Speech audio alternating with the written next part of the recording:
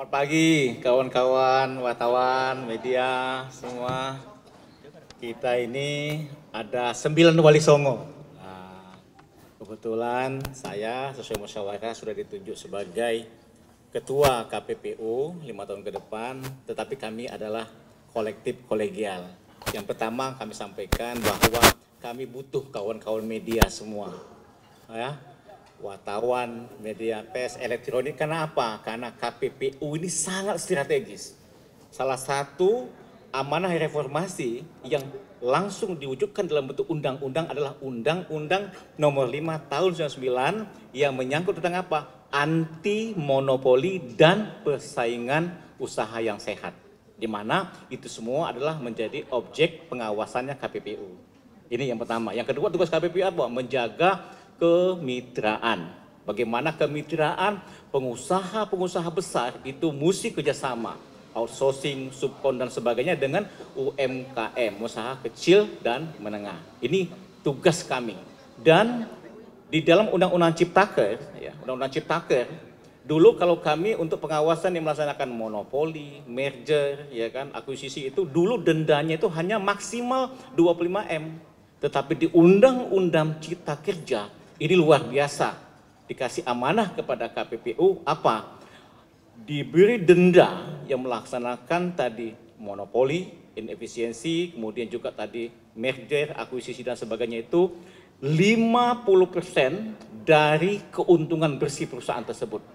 Yang kedua pilihannya itu apa? 10% dari total omset daripada perusahaan tersebut. Dan ini luar biasa. Anda bisa bayangkan kalau dia nilainya sampai 100T berapa kan? Bisa sampai 50T.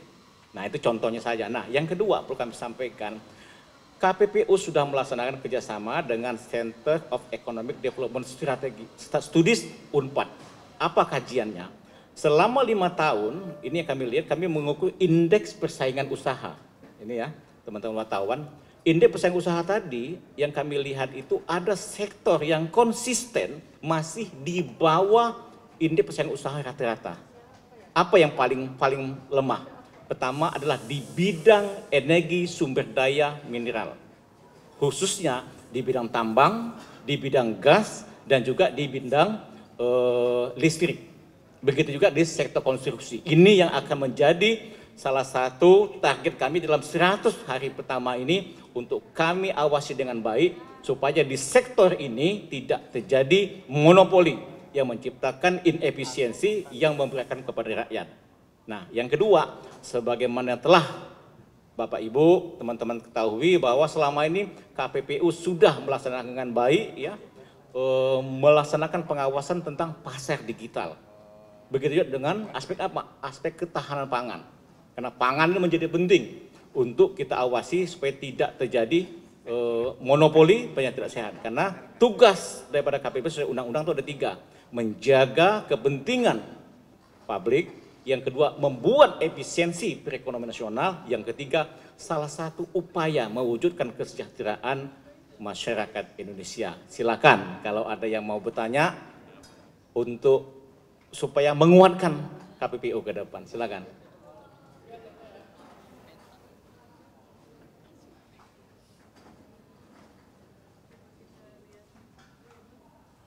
Ya, kami 9 orang ini kan kolektif kolegial. Selama ini kan kami sudah laksanakan. Contoh misalnya mengawasi tentang pinjol misalnya kan, pinjaman online yang jelas memberikan bunga yang tidak masuk akal menurut kami kan. Itu. Yang kedua, kami juga mengawasi bagaimana persaingan usaha di sektor yang kita lihat sekarang ini bagaimana masalah Goto misalnya ya, Tokopedia, kemudian juga mungkin yang lainnya ya masalah Shopee misalnya, atau yang lainnya. Intinya apa?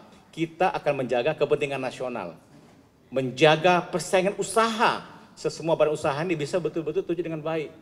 Oleh sebab itu apa? Aspek harga kita mau jaga, kemudian bagaimana di aspek juga merger, akuisisi, ini jangan sampai tidak dilaporkan kepada KPPU, karena dendanya juga luar biasa. Dendanya berapa teman-teman?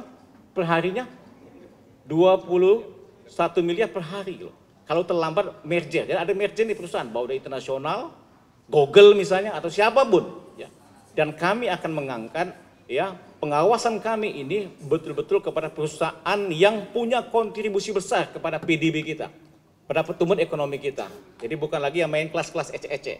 Jadi kita mohon kepada teman-teman pelaku usaha, ya, silakan berusaha, berkompetisi dengan baik, tapi jagalah persaingan itu dengan sehat dan jangan terjadi monopoli yang menyebabkan inefisiensi terhadap usaha yang ada di sektor masing-masing.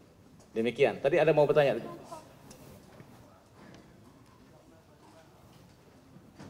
Ya, salah satu tadi ya, yang selama ini kami perhatikan, ini 5 tahun konsisten kami awasi berdasarkan kerjasama KPPU dengan lembaga tadi Unpad tadi. Tadi sektor USDM.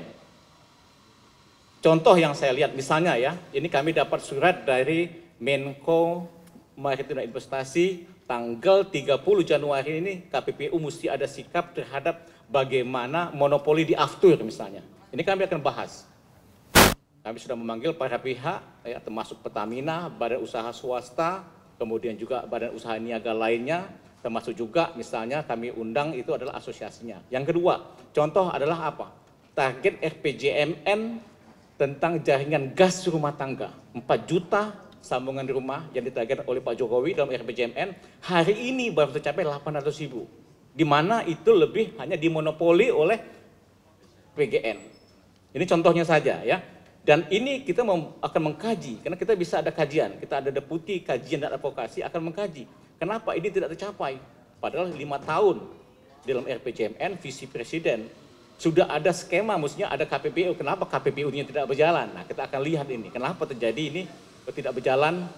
Karena apa? Ini dampaknya kalau tidak berjalan gas, LPG 3 kilo yang ada sekarang ini 75 triliun per tahun. Kalau 10 tahun rata-rata berarti 750 triliun. Ya kan? Di mana 70% itu impor, itu tak akan jalan. Uang itu akan habis saja. Padahal kalau gas ini menjadi substitusi daripada LPG. Nah, kita akan mengkaji dari sisi advokasi ataupun kajian kepada pemerintah, ya, apa sebabnya ini terlambat. Karena selama 5 tahun ini tidak ada lagi menggunakan APBN. Dulu 5 tahun sebelumnya masih ada APBN, sekarang full di dalam rencananya itu hanya dikaji kepada badan usaha PGN dalam hal ini anak perusahaan Pertamina, ya, subholding gasnya. Sama itu yang kedua KPPU. Tapi kerjasama pemerintah badan usaha ini belum sama sekali dilaksanakan sampai hari ini. Ini contohnya saja. Jadi ini akan kami lihat dari sektor tambang juga, dari upstreamnya, dari hulunya, midstreamnya bagaimana masalah smelter misalnya. Kemudian juga menyangkut listrik misalnya.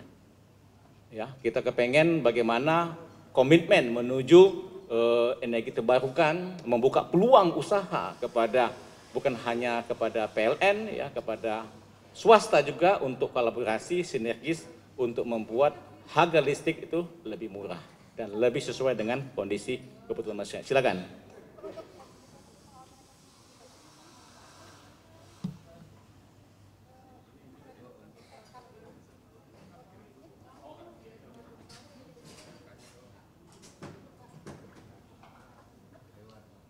Semua stakeholder terkait ini kita akan usaha kerjasama ya, sinergis. Maka saya selalu ngomong ada namanya pentahelix.